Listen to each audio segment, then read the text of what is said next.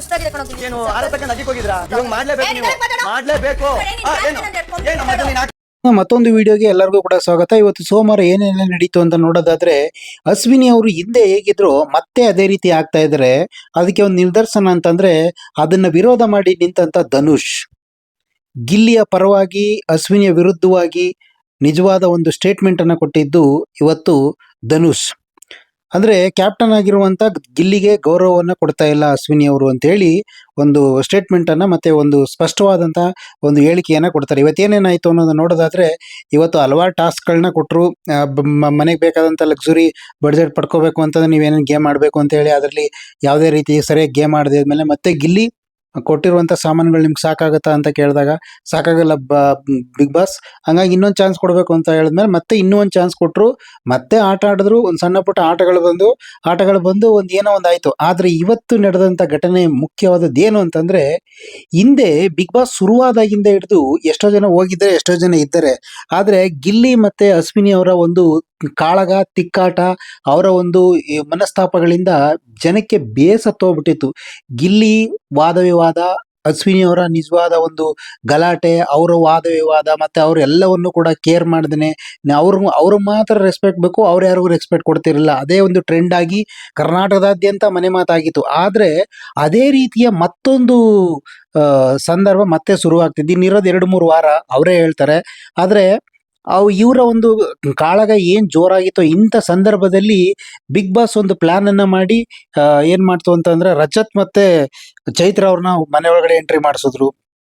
ಅದಕ್ಕಿಂತ ಮುಂಚಿತವಾಗಿ wild card entry ಆಗಿ ಬಂದಂತ ಸೂರಜ್ ಮತ್ತೆ ರಾಶಿಕಾ ಮತ್ತೆ ರಘು ಅವರು ಬಂದಾಗ ರಘು ಅವರು ಸ್ವಲ್ಪ ದಿವಸ ಸ್ಟ್ರಾಂಗ್ ಆಗಿದ್ರು. ಆಮೇಲೆ ಇದಕ್ಕಿದ್ದಂಗೆ ಅವ್ರಿಗೂ ಕೂಡ ಬಾಯಿ ತೋರಿ ಸಿಕ್ಕಾಬಟ್ಟೆ ಓವರ್ ಆಗೋಗಿತ್ತು.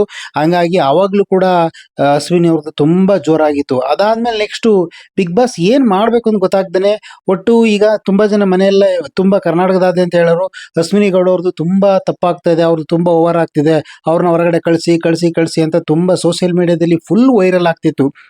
ಆದರೆ ಈಗ ಇದಕ್ಕಿದ್ದಂಗೆ ಅಶ್ವಿನಿ ಗೌಡ ಅವರು ಬಿಗ್ ಬಾಸ್ನಿಂದ ಹೊರಗಡೆ ಬಂದ್ಬಿಟ್ರೆ ಬಿಗ್ ಬಾಸ್ಗೆ ಒಂದು ನಿಜವಾದ ಅರ್ಧ ನೆಗೆಟಿವ್ ಸ್ಟ್ರೆಂತೇ ಒಟ್ಟೋಗ್ತಂಗೆ ಆಯ್ತಿತ್ತು.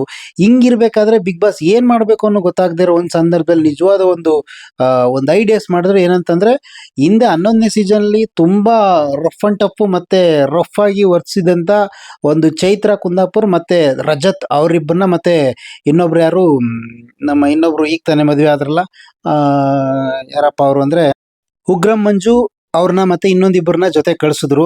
ಉಗ್ರಂ ಮಂಜು ಒಂದಷ್ಟು ದಿನ ಸಿಕ್ಕಾಬಟ್ಟೆ ನಾವು ಒಂದೇನೋ ಪಾರ್ಟಿ ಮಾಡಕ್ ಬರ್ತಾ ಇದೀವಿ, ಹಂಗಾಗಿ ಎಲ್ಲ ಕೂಡ ಸರಿಯಾಗಿರ್ಬೇಕು ಹಂಗೆ ಹಿಂಗೆ ಅಂದ್ಬಿಟ್ಟು ಏನ್ ಫುಲ್ ಓವರ್ ಆಗೆಲ್ಲ ಮಾತಾಡಿ ಏನೇನಾಗಿ ತುಂಬಾ ಕರ್ನಾಟಕದಾದ್ಯಂತ ಒಂದು ರೀತಿ ತುಂಬಾ ಅವ್ರ ಬಗ್ಗೆ ಮಾತುಗಳು ಬರೋಕ್ ಶುರು ಮಾಡಿದ್ಮೇಲೆ ಪಾಪ ಅವ್ರ ಮದುವೆ ಆಗ್ತಿತ್ತು.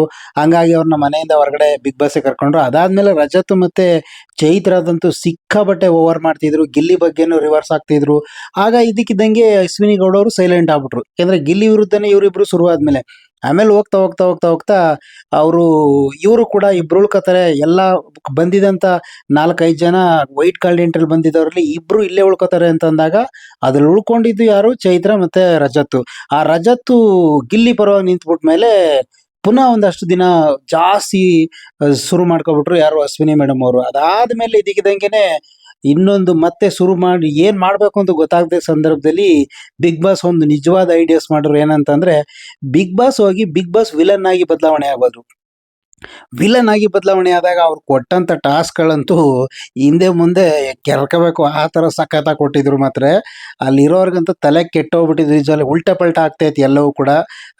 ಅದನ್ನ ವಿರೋಧಿಸ್ಕೊಂಡು ಯಾರೋ ಧ್ರುವಂತೂ ನಾನು ಬಿಗ್ ಬಾಸ್ ಕರ್ಕೊಬರ್ತೀನಿ ಅಂತ ಹೋಗಿ ಆಮೇಲೆ ಏನೇನೋ ಆಗಿ ಮನೆಗೆಲ್ಲ ಪ್ರಾಬ್ಲಮ್ ಎಲ್ಲ ಕೊಟ್ಟು ಏನೇನೋ ಇವೆಲ್ಲ ನಡೀತಾ ಇತ್ತು. ಹಿಂಗೆ ನಡೀತಿರ್ಬೇಕಾದ್ರೆ ಇದಕ್ಕಿದ್ದಂಗೆ ಮನೆಯಲ್ಲಿರೋರೆಲ್ಲರೂ ಕೂಡ ಶಾಂತವಾಗಾದ್ರು. ಅದರಲ್ಲೂ ಕೂಡ ಅಶ್ವಿನಿ ಗೌಡ ಅಂತೂ ಫುಲ್ ಸೈಲೆಂಟ್ ಆಗ್ಬಿಟ್ಟಿದ್ರು.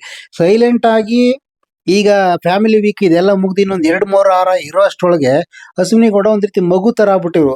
ಮಗು ಅಂತ ಅಶ್ವಿನಿ ಗೌಡ ಅವ್ರು ಹೇಳೋ ಮಾತು, ಅವರೇ ಮಗು ಆಗ್ಬಿಟ್ಟಿರು. ಆದ್ರೆ ಇದಕ್ಕಿದ್ದಂಗೆ ಫ್ಯಾಮಿಲಿ ವೀಕ್ ಎಲ್ಲ ಹೋಯ್ತು, ವೈಲ್ಡ್ ಕಾರ್ಡ್ ನಿಟ್ಟವ್ರನ್ನೆಲ್ಲ ಬಂದು ಒಟ್ಟೋದ್ಮೇಲೆ ಇದಕ್ಕಿದ್ದಂಗೆ ಈಗ ಗಿಲ್ಲಿ ಕ್ಯಾಪ್ಟನ್ ಆದ್ಮೇಲೆ ಅವ್ರಿಗೆ ಅದನ್ನ ಸಹಿಸ್ಕೊಳಕ್ ಆಗ್ತಿಲ್ಲ ಅಂತ ಅನ್ಸುತ್ತೆ. ಗಿಲ್ಲಿ ಕ್ಯಾಪ್ಟನ್ ಆಗಿರುವಂತದ್ದು ಅಶ್ವಿನಿ ಗೌಡ ಅವ್ರಿಗೆ.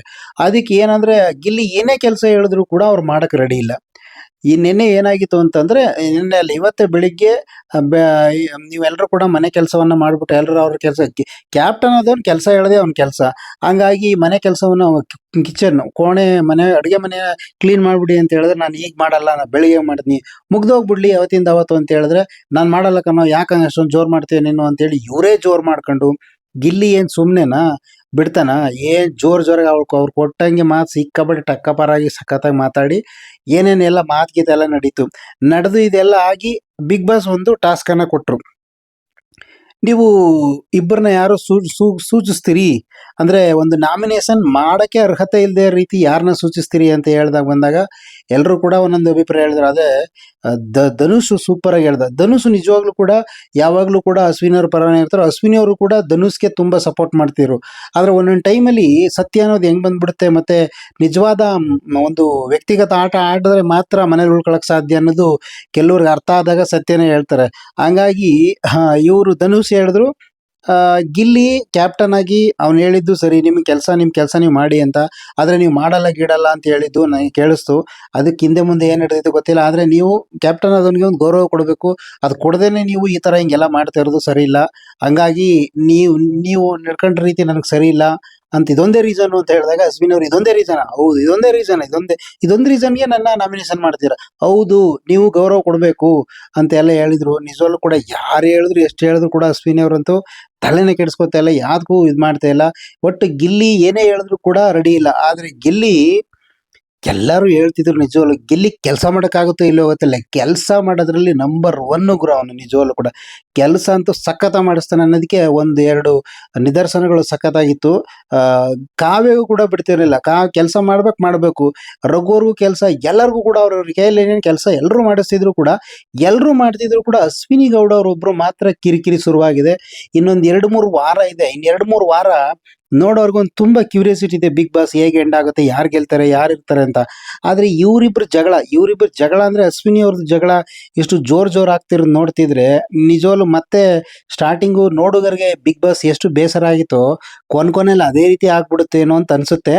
ಆದ್ರೆ ಆ ರೀತಿ ಆಗದೆ ಇರೋದಕ್ಕೆ ಬಿಗ್ ಬಾಸ್ ಬಿಡೋದಿಲ್ಲ. ಯಾಕೆಂದ್ರೆ ಈಗ ಆಲ್ರೆಡಿ ವಿಲನ್ನ ತಂದು ಮತ್ತೆ ಹಳೆ ಕಂಟೆಸ್ಟೆಂಟ್ಗಳನ್ನ ಮತ್ತೆ ತಗೊಬಂದು ಸೇರಿಸಿ ಏನೇನೇನೋ ಮಾಡಿದ್ದಾರೆ. ಜೊತೆಗೆ ಸುದೀಪ್ ಅವರು ಇಲ್ಲದೆ ಇರೋದ್ರಿಂದ ಇವ್ರು ಇನ್ನೂ ಜಾಸ್ತಿ ಆಗ್ತಾರೆ. ನೆಕ್ಸ್ಟ್ ವಾರ ಸುದೀಪ್ ಅವ್ರು ಬಂದೇ ಬರ್ತಾರೆ. ಬಂದು ಅವ್ರು ಚಾರ್ಜ್ ಮಾಡಿದ್ಮೇಲೆ ಸುಮ್ಮನಾಯ್ತಾರೆ. ಅಶ್ವಿನಿ ಗೌಡ ಅವ್ರಿಗೂ ಒಂದು ಸಾರಿ ಚಾರ್ಜ್ ಮಾಡಿ, 2 ಸಾರಿ ಚಾರ್ಜ್ ಮಾಡಿ ಅವರು ಸೈಲೆಂಟ್ ಆಗ್ಬಿಟ್ಟಿರು. ಸುದೀಪ್ ಅಣ್ಣ ಅವ್ರು ಹೇಳಿದ್ಮೇಲೆ ನಾನು ಸುಮ್ಮನೆ ಇರ್ತೀನಿ ಅಂತೇಳಿ. ಹಂಗಾಗ್ಬಿಟ್ಟು ಗಿಲ್ಲಿದೆಲ್ಲ ಸರಿ ಅಂತ ಏನು ಹೇಳಕ್ಕಾಗಲ್ಲ. ಆದ್ರೆ ಹಿಂದೆ ಆತ ತಪ್ಪು ಮಾಡಿರ್ಬೋದು. ಬಟ್ ಈಗ ಆತ ಕ್ಯಾಪ್ಟನ್ಗೆ ಅದರದೇ ಆದ ಒಂದು ಗುಣ ಇದೆ ಅಂತ ಎಷ್ಟು ಹೇಳಿ ಕೇಳ್ತಾ ಇಲ್ಲ. ಆದ್ರೆ ಇವರು ನೀನೇನು ಗೆದ್ದೇ ಇಲ್ಲ, ನೀನೇನು ಮಾಡೇ ಇಲ್ಲ ಹಂಗಾರ್ಕೆ ಅಂತಂದ್ರೆ, ನಾನು ಏನು ಮಾಡಿಲ್ಲ, ಏನು ಆಗದಿದ್ರು ಕ್ಯಾಪ್ಟನ್ ಆಗಿದ್ದೀನಿ, ಅದಾದ್ರು ಮಾಡಿ ತೋರಿಸು ಅಂತ ಗಿಲ್ಲಿ ಮಾತು ಕೊಡೋದ್ರಲ್ಲೇ ಬೇಕಾ? ಬರೀ ಮಾತನ್ನ ಮಲ್ಲ ಗಿಲ್ಲಿ. ಅಶ್ವಿನಿ ಗೌಡ ಅವ್ರಿಗೆ ನಾನು ಇವತ್ತು ಇಷ್ಟು ದಿವಸ ನಾನು ಏನು ಆಡ್ದೇನೆ ಏನು ಕ್ಯಾಪ್ಟನ್ ಆಗಿ ಸಾಧ್ಯ ಇಲ್ಲ ಅಂತ ಅವನಂತಂದ್ರೆ, ಇವ್ರು ಅಶ್ವಿನಿ ಅವರು ನಾನೇನು ಮಾಡ್ದೇನೆ 14 ವಾರ ನಾ ಇಲ್ಲಿರೋಕೆ ಸಾಧ್ಯನಾ ಅಂತ ಇವ್ರು ವಾದ ಮಾಡ್ತಿದ್ದಾರೆ. ಒಟ್ಟಿನಲ್ಲಿ ಇವತ್ತಿನ ಇದು ನಿಜವಾಗ್ಲೂ ಕೂಡ ಒಂದ್ ರೀತಿ ಹಳೆ ಮೊದಲು ಸ್ಟಾರ್ಟ್ ಆದಂತ ಬಿಗ್ ಬಾಸ್ ತರನೇ ಅನ್ನಿಸ್ತಾ ಇತ್ತು. ಯಾಕೋ ಬೇಸರ ಆಗ್ತಾ ಇತ್ತು. ನಿಮ್ಗೇನು ಅನ್ನಿಸ್ತು ಕಮೆಂಟ್ ಮಾಡಿ. ಗಿಲ್ಲಿ ತಪ್ಪ ಅಥವಾ ಅಶ್ವಿನಿ ಅವರು ತಪ್ಪ, ಅಶ್ವಿನಿ ಅವರು ಸರಿನಾ ಅಥವಾ ಗಿಲ್ಲಿ ಸರಿ, ನಿಮ್ಗೆ ಏನು ಅನ್ಸುತ್ತೋ ಕಮೆಂಟ್ ಮಾಡಿ. ನಾಳೆ ಆಟ ಹೇಗಿರುತ್ತೆ ನೋಡೋಣ. ನಿಜವಾಗ್ಲೂ ಕೂಡ ಇವತ್ತಿಂದೇನು ಅಷ್ಟೇನು ಸರಿ ಅನ್ನಿಸ್ಲಿಲ್ಲ ಬಿಗ್ ಬಾಸ್ ಅಲ್ಲಿ. ಒಂದ್ ರೀತಿ ಬರೀ ಹಳೆ ಜಗಳ, ಅದೇ ಕತೆ, ಅದೇ ತಲೆನೋವು, ತರಿಗೆ ಬೇಜಾರಾಗೋಯ್ತು. ನಾಳಕ್ಕೂ ಹಿಂಗೆ ಇದ್ರೆ ಬಿಗ್ ಬಾಸ್ ನೋಡಕ್ ಬೇಜಾರಾಗುತ್ತೆ. ಈ ಜಗಳ ಆಡದ್ ಬಿಟ್ಬಿಟ್ಟು ಹೊಂದಾಣಿಕೆಯಿಂದ ಹೋಗ್ಬೇಕು. ಇದನ್ನ ಜಗಳ ಆಡೋದ್ರಿಂದ ಏನು ಕಳ್ಕೊಳ್ಳೋದು ಏನಿಲ್ಲ, ಪಡ್ಕೊಳ್ಳೋದು ಏನಿಲ್ಲ.